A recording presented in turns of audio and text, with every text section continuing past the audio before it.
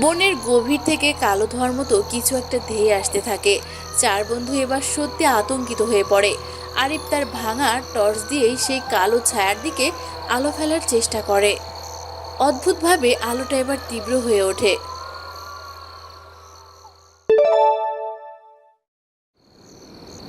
মাঝরাতে অশরীরের ডাক।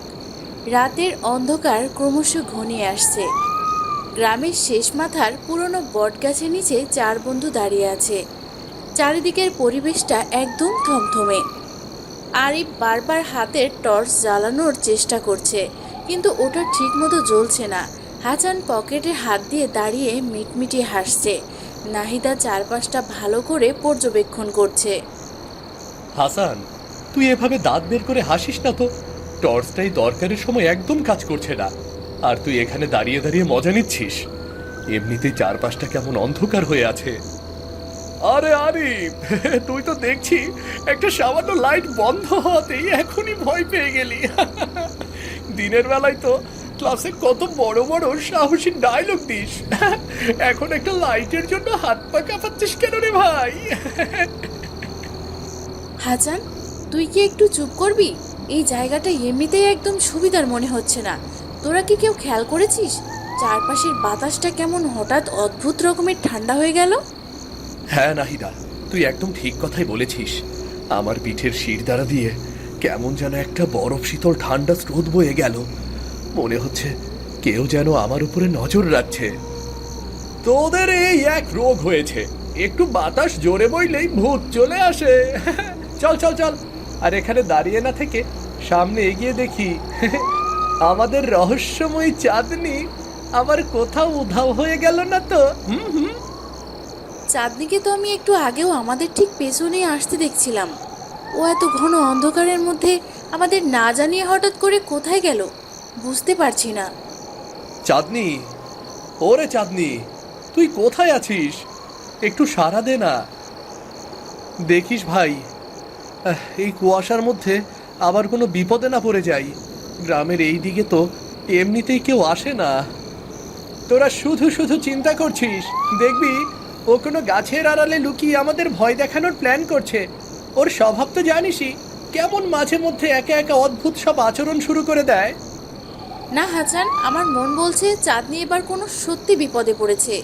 এই রাতের বেলা গ্রামের এই পরিত্যক্ত অংশে কেউ ইচ্ছা করে একা থাকার কথা নয়। আমাদের খোঁজা উচিত। চল তাহলে আমরা সবাই একসাথে সামনের দিকে এগিয়ে যাই। তোরা কেউ কারো হাত ছাড়বি না।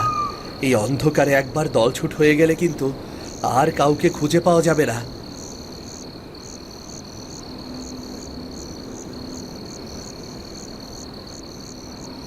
তারা তিনজন মিলে সামনের দিকে এগোতে থাকে।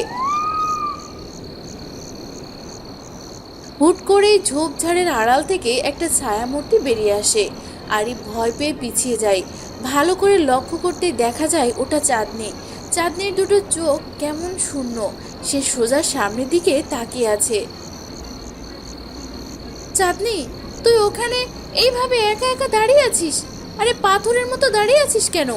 আমরা তোকে বনের চারিদিকে কত খুঁজেছি তুই জানিস? তুই আমাদের ডাক শুনেও কেন উত্তর দিচ্ছিলি না বল? তোরা এখানে কেন এসেছিস? তোদের এই মাঝরাতে এখানে আসা একদম ঠিক হয়নি। তোরা ফিরে যা।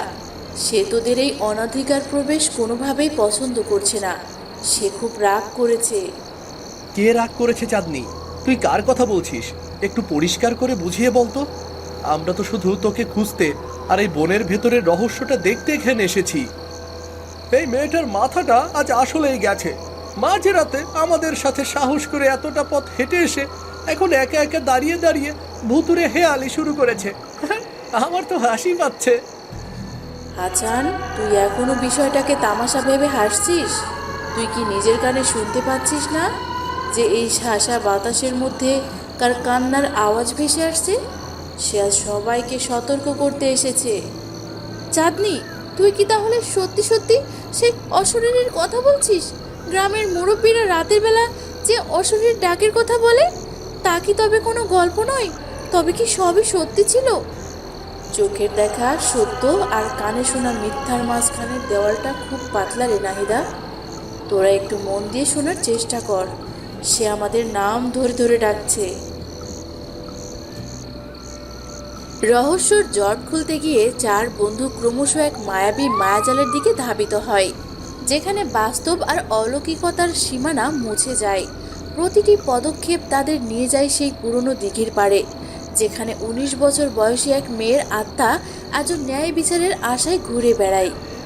হঠাৎ করে চারপাশের পরিবেশ আরও গভীর হয়ে ওঠে। দূর থেকে একটা মৃদু অথচ অপ্রাকৃতিক কান্নার শব্দ কোনো সাধারণ মানুষের নয়, কেমন যেন এধারে ভেসে আসা সুর আরিফ হাসানকে শক্ত করে চেপে ধরে। তোরা কি সত্যি শুনতে পাচ্ছিস শব্দটা? ওটা কোনো বাতাসের শব্দ নয়, একটা মেয়ের কান্নার আওয়াজ ঠিক ওই পুরনো দিঘির ওপার থেকে ভেসে আসছে। আমার নিজেরও এখন কেমন যেন অদ্ভুত গা ছমছমে লাগছে। এই শব্দটা কোনো সাধারণ মানুষের গলার আওয়াজ বলে মনে হচ্ছে না, কেমন যেন বুকের ভেতর কাঁপন ধরিয়ে দিল। ভয় পাবি না কেউ, ভয় পেলেই আমরা দুর্বল হয়ে যাব। আমাদের এখন শান্ত থাকতে হবে। চাঁদনি, তুই তো সব বুঝিস, তুই এই কান্নার শব্দও শুনে এত শান্ত হয়ে কেন দাঁড়িয়ে আছিস বলতো? সে তো আমার আত্মার খুব চেনা রে নাহিদা। সে যখন রাতের অন্ধকারে নিজের কষ্টের কথা ভেবে কাঁদে, তখন আমার নিজের বুকেও সেই একই রকমের তীব্র কষ্ট এসে লাগে।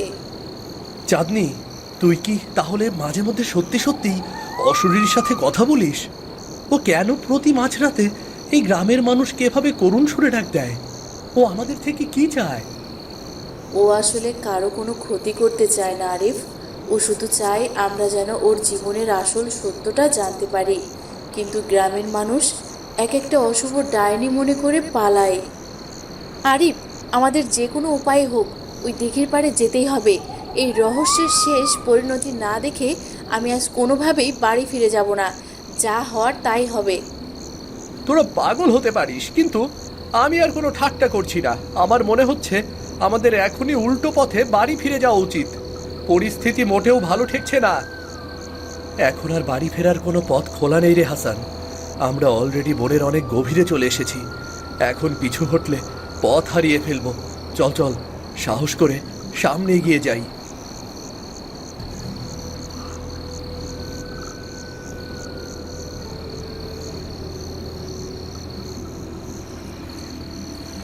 দিঘির পাড়ে পৌঁছাতেই কুয়াশা আরও ঘন হয়ে ওঠে। পানির উপরিভাগে কেমন যেন একটা সাদা ধোঁয়া উঠছে। ঠিক তখনই দিঘির মাঝখানে একটা অবয়ব ফুটে ওঠে। ১৯ বছর বয়সী এক অপূর্ব সুন্দরী মেয়ে, কিন্তু তার চোখ দুটোতে অপরিসীম দুঃখ। তোমরা মাঝরাতে এখানে কেন এলে সন্তানেরা? এই জায়গাটা এখন আর জীবিত কোনো মানুষের জন্য ঘুরে বেড়ানো নিরাপদ নয়। তোমরা ভুল করেছো। তুমি আসলে কে? তুমি কেন প্রতি মাঝরাতে এই পুরো গ্রামকে ভয়ের চাদরে কাঁপিয়ে তোলো? তোমার এই অতৃপ্ত আত্মার আসল রহস্যটা কি? আমাদের বলো। আমি এই গ্রামেরই মেয়ে। আজ থেকে বহু বছর আগে এই দিঘির অতলে আমার শরীরটা চিরতরে মিশে গেছে, কিন্তু আমার এই আত্মা আজও মুক্তি আর শান্তি পায়নি। তোমার সাথে ঠিক কি ঘটেছিল? তুমি কেন রাতের অন্ধকারে গ্রামের ছোট ছোট ছেলে মেয়েদের এভাবে ডেকে ডেকে সতর্ক করতে আসো? তোমার উদ্দেশ্য কি আমরা আজ জানতে চাই। আজ থেকে ঠিক কয়েক বছর আগে এই রাতের অন্ধকারে কিছু পাপিষ্ট মানুষ আমার জীবন প্রদীপ নিভিয়ে দিয়েছিল। আমি কাউকে ভয় দেখাতে আসি না, আমি শুধু তাদের বাঁচাতে আসি যারা অন্ধকারের ফাঁদে পা দেয়। আমাদের দয়া করে ক্ষমা করে দাও অশ্বরী। আমরা তোমাকে এতদিন ভুল বুঝেছিলাম। আমরা ভেবেছিলাম তুমি হয়তো গ্রামের মানুষের কোনো বড় ক্ষতি করতে চাও। মানুষের উপর আমার কোনো ক্ষোভ হিংসা নেই সন্তান, কিন্তু আজ রাতে এই বনের ভেতরে চরম আদিম বিপদ লুকিয়ে আছে। তোমরা অবিলম্বে এই স্থান ত্যাগ করো। আমি তোমাকে এই অন্ধকারে একা ফেলে কোথাও যাব না অশরীরী। আমি জানি আর অনুভব করতে পারি যে তোমার মনের ভেতর কতটা অন্যায়ের আগুন জ্বলছে। ভয়ঙ্কর অবয়বটা কাঁপতে শুরু করে। বনের ভেতরের বাতাস যেন হিংস্র হয়ে ওঠে। আরিফ আর হাসান নাহিদাকে আগলে রাখার চেষ্টা করে, কিন্তু চাঁদনি যেন এক জায়গায় স্থির হয়ে দাঁড়িয়ে আছে। চাঁদনি, একগুয়েমি করিস না, চল এখান থেকে। অশ্বরী নিজে যখন বলেছে এখানে বড় বিপদ আছে, তখন আমাদের ওর কথা শুনে এখনই চলে যাওয়া উচিত। তোরা চলে যা আরিফ, আমার যাওয়ার মতো আর কোনো জায়গা নেই। আমি তো আসলে ওর একটা অংশ, ওর দুঃখের ভাগিদার তো আমাকেই হতে হবে। চাঁদনি, এই বিপদের মুখে দাঁড়িয়ে এসব কি পাগলামি করছিস তুই? তুই আমাদের কত পুরনো বন্ধু, তোকে এই ভয়ানক স্থানে একা ফেলে আমরা কিভাবে যাই বলতো? ওকে আর জোর করো না নাহিদা, ও আমার দীর্ঘদিনের নীরব দুঃখটা বোঝে। কিন্তু তোমরা যদি এই মুহূর্তে না যাও, তবে এই অন্ধকার অমঙ্গলের শক্তি তোমাদের সবাইকে গ্রাস করে নেবে। অন্ধকার শক্তি মানে তুমি কি বোঝাতে চাইছো অশ্বরী? এই বনের ভেতর আমাদের আর তোমার বাদে অন্য কেউ আছে নাকি? আমাদের পরিষ্কার করে বলো, আমরা তৈরি থাকি তাহলে। যারা এক সময় আমার মৃত্যুর জন্য দায়ী ছিল, তাদের করা পাপের কালো ছায়া আজ এই বনের অন্ধকারে ঘুরে বেড়ায়। তারা কোনোভাবেই চায় না যে আমার মৃত্যুর সত্যটা কেউ জানুক। আমরা তোমার সেই করুণ মৃত্যুর সত্যটা গ্রামের সবার সামনে নিয়ে আসবো অশ্বরী। আমরা সবাইকে বলবো যে তুমি কোনো ডাইনি বা অপশক্তি নও, তুমি নির্দোষ।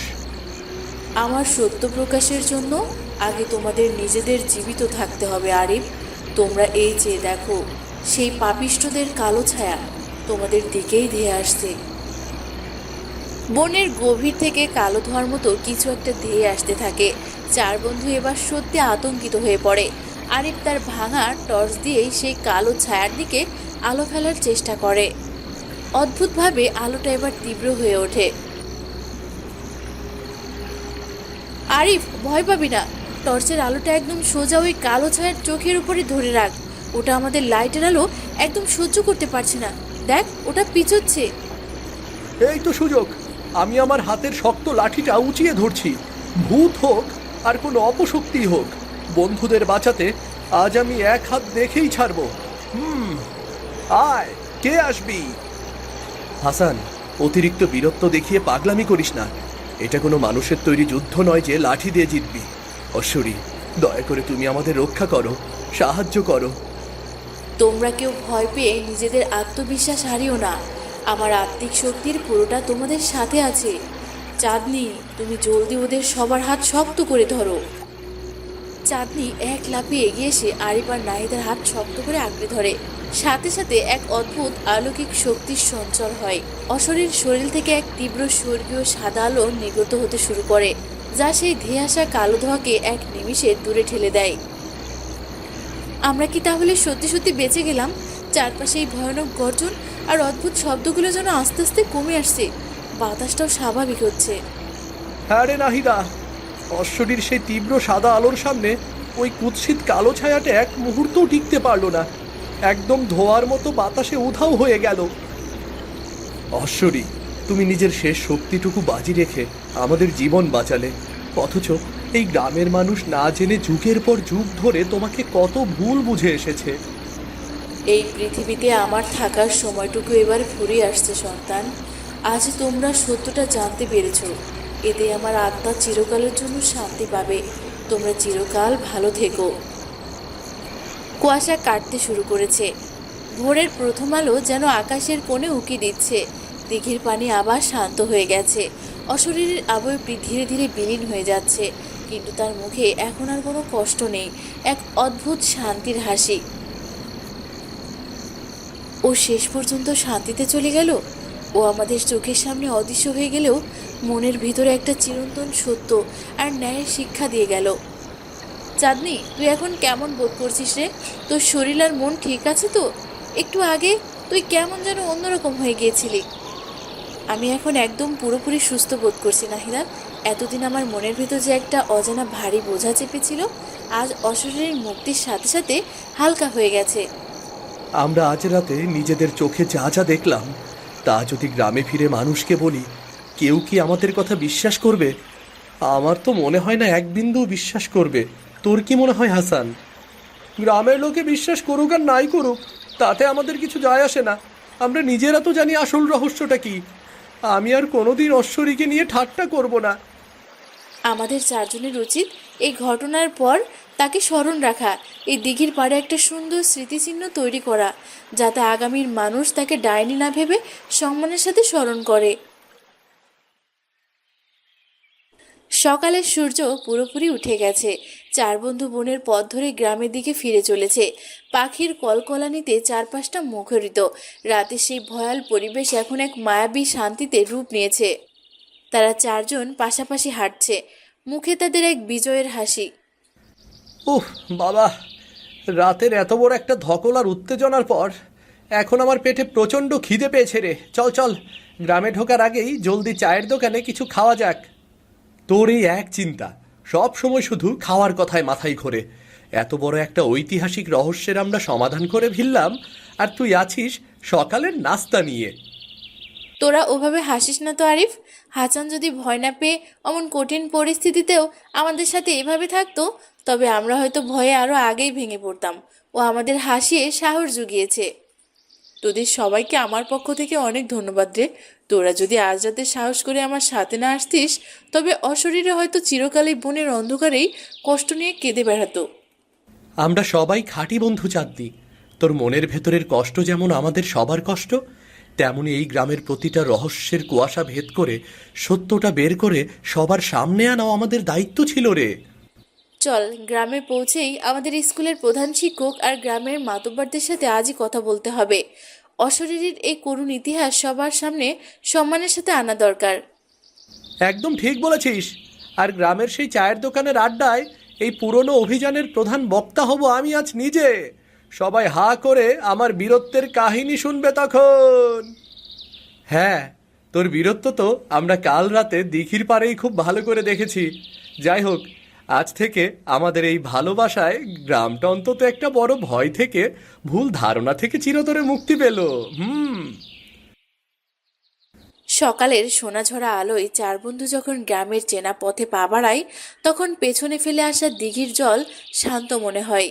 অশরীরের সেই মাঝরাতের ডাক আর ভয়ের চাদর সরিয়ে এখন কেবলই এক পরম শান্তির বার্তা বয়ে আনে।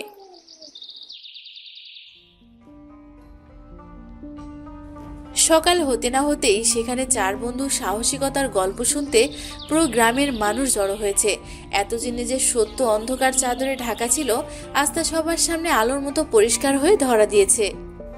তারপর বুঝলেন মাতব্বর চাচা, সেই কুচকুচে কালো ধোঁয়া যখন আমাদের চারপাশ থেকে গ্রাস করতে এলো না, আমি তো নিজের জীবনের মায়া ত্যাগ করে লাঠি উঁচিয়ে সোজা সামনে গিয়ে দাঁড়িয়ে গেলাম। তুই আবার কবে লাঠি উঁচিয়ে সবার সামনে দাঁড়ালি হাসান? ভয় তো তুই আমার জামা খামচে ধরে আমার ঠিক পেছনে লুকিয়ে কাঁপছিলি তুই। আহা আরিফ, এখন ওর বীরত্বের একটু বানিয়ে বলা গল্পটা বলতে দে না। দেখছিস না মাতব্বর চাচা কেমন হা করে ওর কথা গিলছেন। আহারে সন্তানেরা, তোরা কাল রাতে যে কি ভয়ানক বিপদের মুখে বইরাছিলি, তা তো ভাই ভাই আবার গা শিউরা উঠতাছে। আমরা এতদিন কি মস্ত বড় ভুলটাই না করছি। অশরীরে অপয় আর ডাইনি ভাইবা সমাজ থেকে দূরে ঠেলা দিছি। ও তো কোনো ডায়েরি বা অপশক্তি ছিল না চাচা। ও ছিল আমাদের মতোই এক অভাগী রক্ত মাংসের মেয়ে। সে নিজে অন্যায়ভাবে মরেও এই গ্রামের মানুষের সবসময় ভালো চেয়েছিল। বুকটা ফাইটে যাইতাছে রে মা। ভাইয়াটা নিজে এত বড় একটা অন্যায়ের শিকার হইয়া মারা গিয়াও আমাগোর সন্তান গোর যুগের পর যুগ ধৈরা রাইতের অন্ধকার ও সব বিপদ থেকে পাহারা দিয়া গেছে। হ্যাঁ চাচা, এখন আর শুধু শুধু আফসোস করে বা নিজেদের ভাগ্যর দোষ দিয়ে কোনো লাভ নেই। আমাদের এখন আসল কাজটা করার জন্য মাঠে নামতে হবে। একদম ঠিক বলেছিস নাহিদা। অশরীর সেই করুণ আর ধামাচাপা পড়ে থাকা মৃত্যুর সঠিক বিচার এবার আমাদের যে কোনো উপায়েই হোক আদায় করতে হবে। এই সমাজে ভালো মানুষের মুখোশ পরে লুকিয়ে থাকা সেই আসল খুনি আর অপরাধীদের আমরা টেনে হিচড়ে সবার সামনে নিয়ে আসব। আপনি আমাদের সাথে থাকবেন চাচা? তোরা সত্যের পথে আসত বাবা। তোরাই অন্যায়ের বিরুদ্ধে যা বলবি আমি তাই করু। আমার পুরো সমর্থন আর শক্তি তগর লগে থাকবো রে, বুঝলি? আমরা অলরেডি আমাদের স্কুলের হেড স্যারের সাথে এই বিষয়ে খুব জরুরি কিছু কথা বলেছি। মাতব্বর চাচা, উনি আমাদের আইনি লড়াইয়ের সঠিক পথ দেখাবেন। 19 বছর আগের সেই ধামাচাপা পড়া খুনের কেসটা আমরা পুলিশের বড় কর্তাদের মাধ্যমে আবার নতুন করে চালু করানোর ব্যবস্থা করছি। আর আজ বিকেলেই কিন্তু আমাদের পুরো গ্রামের মানুষকে সাথে নিয়ে ওই দিঘির পাড়ে যেতে হবে, যেখানে একটা দারুণ কাজ শুরু করার পরিকল্পনা করেছি আমরা।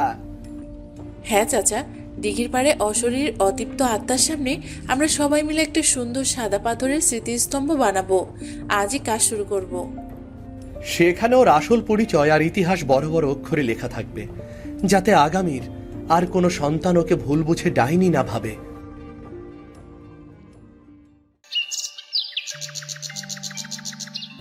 চাঁদনি, তুই আজ সকাল থেকে এত মিষ্টি করে হাসছিস কেন রে? তোকে আজ খুব অন্যরকম লাগছে, আর এক অদ্ভুত রকমের শান্ত লাগছে। আজ সকালে সূর্যটা ওঠার পর থেকেই আমার মনে হচ্ছে অনেক বছর ধরে বুকের ভেতরে চেপে থাকা একটা বিশাল পাথরের বোঝা ধীরে ধীরে নেমে গেছে। অশ্বরী আজ সব কষ্ট, ক্ষোভ আর একাকিত্ব থেকে পুরোপুরি মুক্ত। সে আর কোনোদিন মাঝরাতের অন্ধকারে ওই করুণ সুরে আমাদের কাউকে আর ডেকে ডেকে কাঁদবে না।